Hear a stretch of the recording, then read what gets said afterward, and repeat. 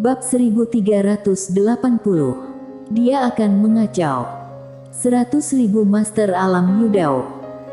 Mendengar apa yang dikatakan Mileye, semua orang di lapangan terlihat sedikit aneh.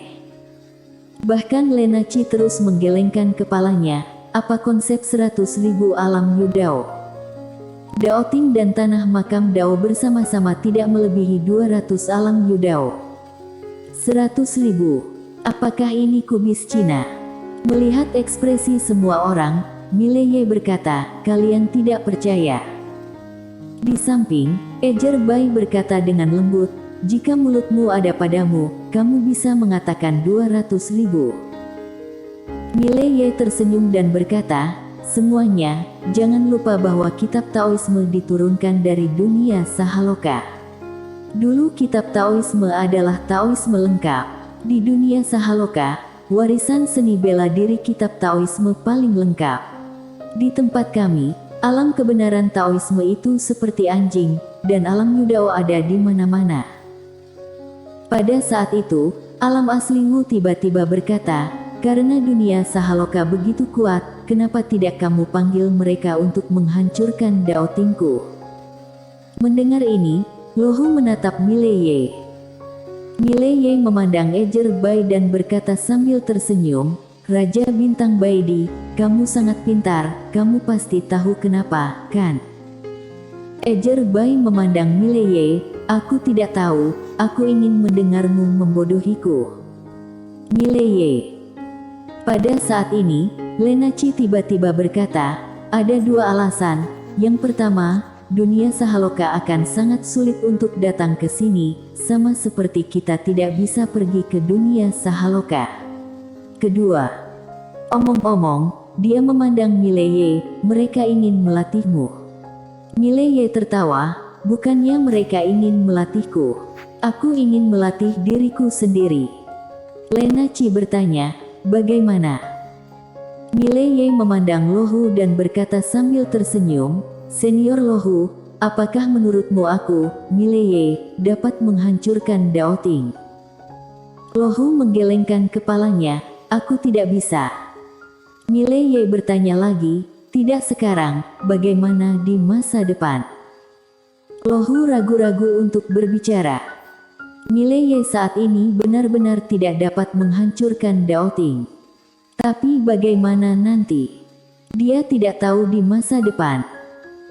Pada saat ini, Ejer Bai tersenyum dan berkata, Mileye, aku telah mendengar bahwa kamu dapat membodohi orang, tetapi aku tidak pernah berpikir bahwa kamu dapat membodohi orang sebanyak itu.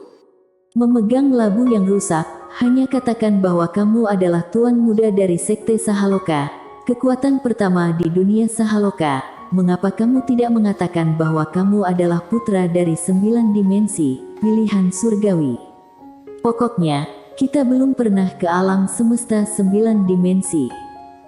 Mileye hendak berbicara, ketika Dewa Labu tiba-tiba mengutuk dengan marah, orang tua, menurutmu siapa labu yang rusak itu? Ejer Bai memandang Dewa Labu, aku bilang kamu. Dewa Labu sangat marah, berubah menjadi cahaya putih dan bergegas menuju Ejer Bai. Di kejauhan, Dewa Marsial tiba-tiba menebas dengan pedang. Duar. Dewa Labu diblokir tiba-tiba. Dewa Labu membentak dengan marah, orang tua, apakah kamu kenal sekte Sahaloka? Ejer Bai tanpa ekspresi, aku tidak tahu. Dewa Labu. Ejer Bai menatap Dewa Labu, apa, kamu mengancamku? Dewa Labu berkata dengan marah, kalau begitu, apakah kamu tahu Tiandao 5 dimensi?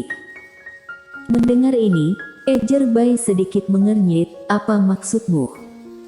Dewa Labu mencibir, aku beritahu saja, Tiandao 5 dimensi telah pergi ke dunia Sahaloka dan dia juga tetua kehormatan dari sekte Sahaloka. Mendengar ini, wajah semua orang di lapangan berubah. Saferamu. Sial, wanita ini dari sekte Sahaloka.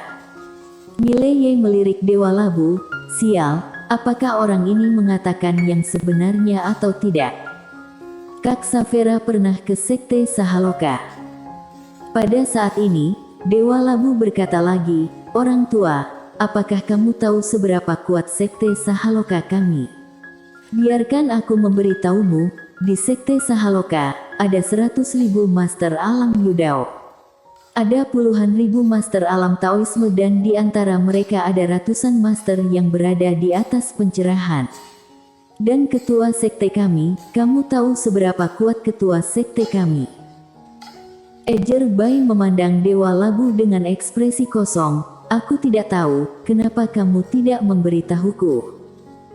Dewa Labu mencibir dan berkata, "Akan kutunjukkan seberapa kuat ketua sekte." "Mile, cabut pedang di atas menara." Sudut mulut Mileye sedikit berkedut. "Sialan, sejak kapan Master Pedang menjadi ketua sekte Sahalokamu? Apakah ada kesalahan?" Kali ini, Dewa Labu berkata lagi, "Cepat keluarkan.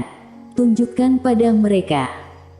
Mileye berpikir sejenak, lalu mengeluarkan pedang guru leluhur Pulau Abadi di atas menara, dan dia menyerahkan pedang itu di depan Lohu. "Senior, lihat." Ketika dia melihat pedang itu, ekspresi Lohu menjadi serius hampir seketika. Mereka bisa mengenal orang dengan melihat pedang. Pemilik pedang ini jelas bukan orang biasa. Ekspresi Ejer Bai dan Dewa Marsial menjadi sangat serius saat ini, terutama Dewa Marsial, karena dia adalah cultivator pedang. Ketika dia melihat pedang ini, hatinya terkejut. Mileye memandang Dewa Marsial dan berkata sambil tersenyum, "Dewa Marsial, kamu juga seorang cultivator pedang, bisakah kamu mengevaluasi pedang ini? Apakah ini pedangnya?" Dewa Marsial melirik Mileye dan tidak berbicara. Kali ini, Dewa Labu tiba-tiba mencibir dan berkata, "Evaluasi. Apakah dia memenuhi syarat?" Mileye tersenyum, seperti yang dikatakan Dewa Labu, Dewa Marsial ini memang tidak memenuhi syarat untuk mengevaluasi pedang ini. Pemilik pedang ini adalah eksistensi yang setingkat dengan Lydia. Mileye tiba-tiba memandang Lohu, dan berkata sambil tersenyum, "Senior Lohu, sebagai tuan muda dari sekte Sahaloka, aku ingin menjalin hubungan dengan makam Dao. Berbicara tentang kerjasama, apakah kamu ingin membicarakannya?" Lohu memandang Mileye, "Apa yang kamu bicarakan?" Mileye tersenyum dan berkata, "Bicara tentang kitab Taoisme, kualitas lapisan mineral super." Lohu terdiam. Pada saat ini, Ejer Bai tiba-tiba tertawa dan berkata, "Lohu, kamu tidak benar-benar percaya omong kosongnya, kan?" Lohu memandang Ejer Bai, "Kalau begitu jelaskan labu ini, dan orang di belakangnya." Ejer Bai terdiam. Penjelasan. Bagaimana cara menjelaskan? Dia tidak bisa menjelaskannya. Bahkan, pada saat tertentu, dia merasa bahwa dia adalah orang dari dunia Sahaloka. Hanya dengan cara inilah dia bisa menjelaskan semua yang ada di depannya. Namun, dia tidak mempercayai Mileye. Intuisinya memberitahunya bahwa Mileye membodohi orang dengan labu ini. Lohu memandang Ejer Bai, dan berkata, "Raja Bintang Baidi, tanah makam Dao telah memeriksaku, aku percaya Dao Ting juga telah menyelidiki. Tapi, kami tidak bisa tidak mencari tahu. Dia dan orang-orang di belakangnya terlalu misterius. Hampir tidak mungkin untuk mengetahuinya. Dan jika Mileye berasal dari dunia Sahaloka, maka semuanya bisa dijelaskan. Bagaimana menurutmu?" Dao Ting menatap Lohu. "Lohu, dia membunuh putri suci." Lohu menoleh ke arah Mileye, "Apakah kamu membunuh putri suci?" Mileye buru-buru menggelengkan kepalanya, "Aku tidak membunuhnya, itu Dao Ting." Lohu menatap Raja Bintang Baidi, "Dao Ting yang membunuhnya." Raja Bintang Baidi memandang Mileye dan mencibir, "Mileye, kamu juga orang yang luar biasa, kenapa berani melakukannya dan tidak berani mengakuinya?" Mileye tersenyum dan berkata, "Raja Bintang Baidi, Kalau begitu katakan padaku, kenapa aku membunuh putri suci? Apa alasanku harus membunuh putri suci? Setelah Ejerbai memandang Mileye sejenak, dia menoleh untuk melihat Lohu, sepertinya agar tanah makam Dao dapat melindungi Mileye. Lohu memandang Mileye dan berkata sambil tersenyum, "Tuan Muda Ye, apakah ada yang ingin kamu katakan?" Mileye tersenyum dan berkata, "Jika kitab Taoisme dikumpulkan bersama, aku akan membaginya dengan tanah makam Dao dan aku akan melakukan apa yang aku katakan." Lohu sedikit tersenyum, "Aku percaya padamu." Dia masih percaya pada karakter Mileye, karena Mileye telah berbagi kitab Taoisme dengan semua orang di alam semesta 5 dimensi sebelumnya. Melihat pemandangan ini, wajah Ejerbai dan Dewa Marsial sama-sama muram. Lohu ini berubah pikiran. Mengapa Lohu berubah pikiran? Sangat sederhana, manfaat. Jika Saferamu masih ada, bahkan jika Mileye tidak keluar dari dunia Sahaloka, dia akan memilih bersekutu dengan alam semesta 5 dimensi. Namun, Saferamu telah pergi. Hanya Mileye tidak hanya memiliki nilai yang kecil, tetapi Mileye dapat menjadi musuh besar di masa depan. Oleh karena itu, dia memilih untuk melepaskan Mileye sebelumnya. Melepaskan Mileye dapat memperoleh manfaat, semua manfaat dan tidak merugikan. Tapi sekarang, dia memilih untuk membantu Mileye. Karena identitas Mileye, ketua sekte dari dunia Sahaloka. Ketika seseorang kuat sampai batas tertentu, orang lain tidak akan menganggapmu sebagai ancaman, tetapi akan menemukan cara untuk menjadi sekutumu. Dan latar belakangnya juga semacam kekuatan. Ejerbai tiba-tiba menatap Mileye, dia tersenyum dan berkata, "Mileye, ini pertama kalinya aku melihat mulut yang bisa begitu kuat. Kamu bisa mengubah kepribadianmu hanya dalam beberapa jalan buntu. Jika ada jalan di 3000 kebenaran agung, kamu pasti bisa menjadi seorang Taois." Mileye memandang Ejerbai dan berkata sambil tersenyum, "Raja Bintang Baidi, aku tahu, kamu telah menyelidiki kekuatan garis darahku dan wanita bergaun polos. Aku ingin bertanya, apakah kamu sudah menemukannya?" Ejerbai tidak berbicara. Mileye tersenyum dan berkata, "Sepertinya tidak ada, tapi sekarang aku berinisiatif untuk memberitahumu latar belakangku, tetapi kamu tidak senang, mengapa begitu?" Ejerbai menggelengkan kepalanya dan tersenyum, "Mileye, kamu ingin mengumpulkan semua kitab Taoisme? Tidak mungkin, karena aku memiliki 2 jilid kitab Taoisme di Daoting." Mileye memandang Ejerbai, "Hari di mana Daotingmu dihancurkan adalah hari di mana aku mendapatkan kitab Taoisme." "Hancurkan Daoting?" Ejerbai menyipitkan matanya sedikit, "Apakah kamu pikir kamu bisa melakukannya?"